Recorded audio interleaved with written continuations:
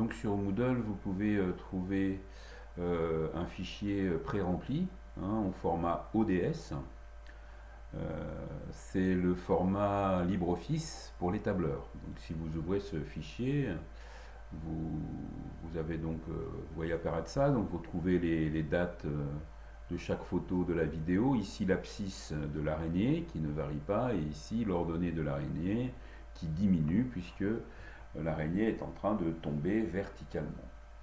L'idée c'est bien sûr qu'un tableur va permettre de par exemple calculer la vitesse, donc imaginons que vous vouliez la vitesse, estimer la vitesse instantanée de l'araignée sur l'image, la première image.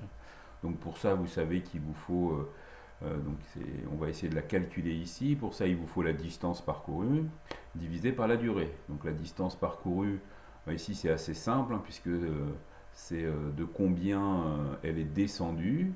Donc si je veux calculer la vitesse, je vais commencer par indiquer égal pour que le tableur comprenne que c'est un calcul qu'il faut. J'ouvre une parenthèse, je fais la cellule donc C2 moins la cellule C3, je ferme la parenthèse, divisé par 0,04 puisque c'est toujours la même durée.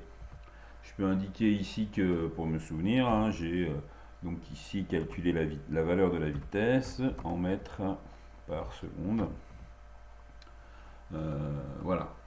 Il ne me reste plus qu'à copier et coller cette formule dans les cellules en dessous. Donc vous savez que dans un tableur, on peut utiliser ce petit cliquer-glisser là. Je m'arrête à l'avant-dernière cellule puisque je n'ai pas, je ne peux pas calculer la vitesse ici pour la dernière image puisque je n'ai pas la vitesse, la position après. Bien, donc voilà, j'ai mes calculs de vitesse qui ont été faits extrêmement rapidement. Si je veux tracer maintenant V en fonction du temps, il va falloir que je commence par sélectionner les données qui me permettent de faire le graphique. Donc par un cliquer-glisser, je vais sélectionner les dates bien sûr, puisque je veux V en fonction du temps. Donc je m'arrête ici puisque c'est la dernière date pour laquelle j'ai une valeur de vitesse. Et ensuite il faut que j'ajoute en plus cette série de données là. Alors si je fais un cliquer-glisser directement, ça va enlever mon temps. Si je veux garder les dates sélectionnées, il faut que j'appuie sur CTRL d'abord sans lâcher, puis je fais un cliquer-glisser jusqu'à la dernière valeur et je relâche CTRL. À ce moment-là, je vois bien que j'ai sélectionné en bleu donc les deux séries qui vont me permettre de tracer le graphique. Alors, insertion d'un graphique, donc là je fais dans le menu bien sûr insertion, et il se trouve que dans Calc ça s'appelle diagramme, donc je sélectionne diagramme, et là il me choisit un type de graphique par défaut, bien sûr qui n'est pas celui que je veux. Moi ce que je veux c'est un graphique donc de la vitesse en fonction du temps, donc c'est ce qu'ils appellent eux un graphique en XY. Au niveau du type, donc je vois qu'au fur et à mesure où je sélectionne, ma fenêtre graphique ici apparaît.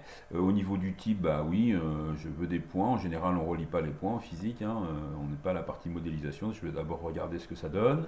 Suivant, là, il me demande si la série de données est bien en colonne. Bah oui, elle est bien en colonne. Il m'adresse même sa série de données avec feuille 1. Ici, oui, je suis bien sur la feuille 1, de A2 à A15 et de D2 à D15, pas de problème, c'est bon, je vais sur suivant. Il m'indique que lui, ce qu'il a mis comme valeur de X, c'est de A2 à A15, c'est exactement ce que je veux, puisque je veux la vitesse en fonction du temps, donc je veux bien les valeurs de D en fonction des valeurs de A. Je continue, donc ça j'ai rien à changer. Éventuellement je peux mettre un titre, oui, par exemple ici je peux mettre en titre V égale F de T, puisque c'est la vitesse en fonction du temps. Je peux mettre sur l'axe des X, je peux indiquer que c'est le temps en secondes. Et puis sur l'axe des Y, je peux indiquer que c'est la vitesse en mètres par seconde. Voilà, là c'est terminé, le suivant il est grisé, donc il n'a plus besoin de rien. Et je vois ici apparaître donc V en fonction du temps, V en mètres par seconde. Alors colonne D, il m'a indiqué éventuellement, ceci dit je peux le supprimer, ça ne m'intéresse pas cette indication. Et ensuite je peux adapter la taille de mon graphique évidemment, je peux l'agrandir un peu si je veux. Je peux éventuellement changer plein de choses, c'est pas ce qui m'intéresse le plus. Je peux aussi le déplacer parce qu'il me gêne ici, voilà. Et donc voilà, très rapidement je peux obtenir le graphique qui me permet de constater que la vitesse de l'araignée augmente dans un premier temps pour finir par se stabiliser dans un deuxième temps autour de 1,06 mètres par seconde. Voilà.